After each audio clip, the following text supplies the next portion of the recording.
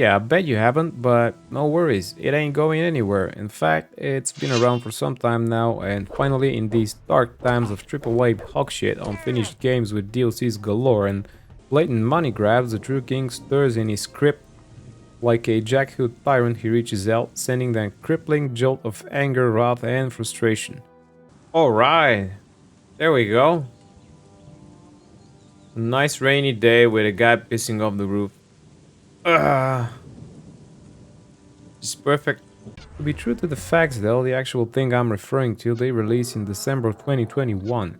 And I only did discover it in late 2022, starting 2023 like I was 8th grade again.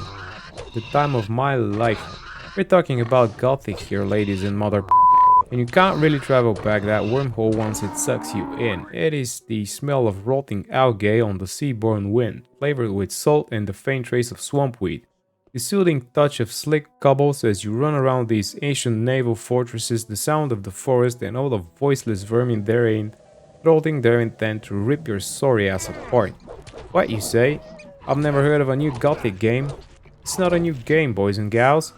It's a mod, totally free, sweet as your babushka's compote and made by a small dedicated team, the true weavers of that epic. A beautiful love child, spawned by that zealous dedication we in Eastern Europe have towards the Gothic series. No AAA bullshit here, no early access limbo, just pure dedication and love. Because this, above all else, is a story about love, true love, brotherly love.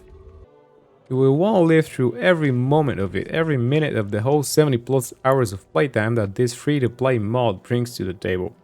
I've made a playlist with my playthrough of the game, so you can check that out and see how long it took me, and I didn't even finish all the quests and upgrade all my gear. I'd say you could easily go up to 100 hours if you're really into it. You only need to own Gothic 2 Gold Edition to install it, and let's be honest, if you haven't gotten Gothic 2 by now, go get mauled by a black bear. Fucking run!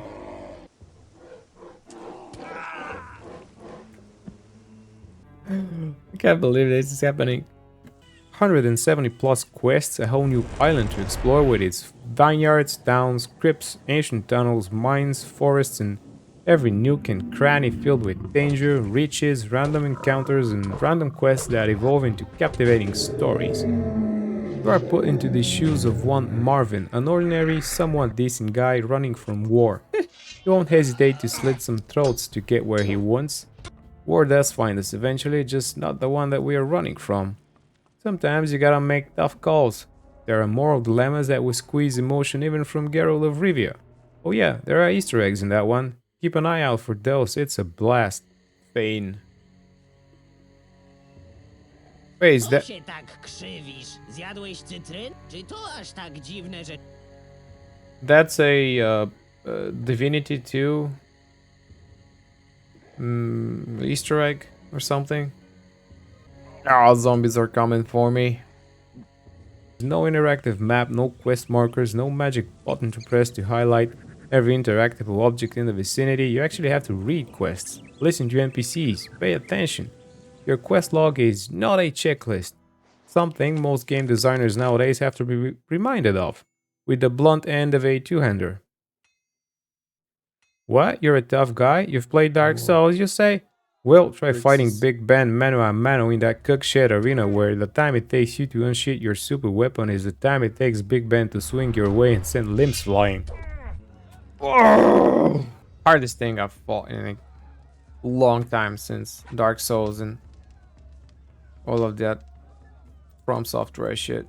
And just shoot it like... Then there's that Minecrawler Queen. Oh yeah, it ain't Gothic without Minecrawlers. A frustrating experience not for the faint of heart. This is the most impossible thing I've ever played in a video game. I really cannot express the level of frustration I am feeling right now.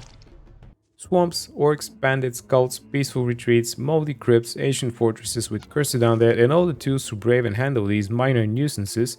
A ton of new weapons, expanded crafting, new consumables, and cooking. Along with Kingdom Come Deliverance, I would say this is the closest you get to a medieval life sim without actually getting bored of being a serf. There are two distinct factions to choose from, guilds, operating in the biggest city we've seen in the series so far, Archolos. It's a cozy place, but not without the well-known bare-knuckle hospitality animating every third NPC you'd meet. Sadly, if you're a mage enjoyer, you won't get a dedicated mages guild to join, though you could spike into sorcery and go wild. You just won't be admitted into one of the circles. There's also that thing that might put off some folks at first, and that is the lack of English voiceover. The voiceover is in Polish with professional actors hired for the task. You still have your English subtitles, so no worries about that one. I'm not Polish, but I cannot imagine the game otherwise now, for it adds a unique aspect to it, and the voiceovers are executed perfectly, with every NPC having its own unique voice, tone, and mood. The depth that this adds to a setting like that is something you can only fully comprehend once you've fully immersed yourself into the game. Where is it? You won't ever feel like you're playing an outdated game with 20-year-old graphics, though the limitations of that frame, however solid, can be seen at times.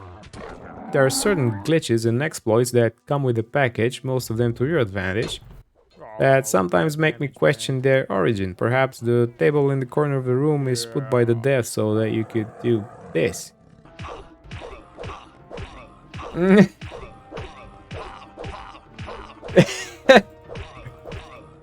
If you ever feel like you can't fistfight two wimps at the same time. The story ends with a wink towards a sequel, so here's hoping. There's also a sort of recap of the events and the consequences of your actions, a Witcher-esque type of narrative that makes me wonder what could have happened if. So replayability is definitely on the menu. There is a way to support these heroes of our age. There's a official website that I will link down in the description, and you can visit it and follow the Patreon link there. I cannot thank them enough for the true masterpiece they've given us, and I can only hope that we see more of it. And if you want to thank me, well, a few reefers of swampweed would suffice. Or you could just like and hit that sub button since it's free and totally legal. See you next time, and hail the sleeper. Yep. He still is pissing.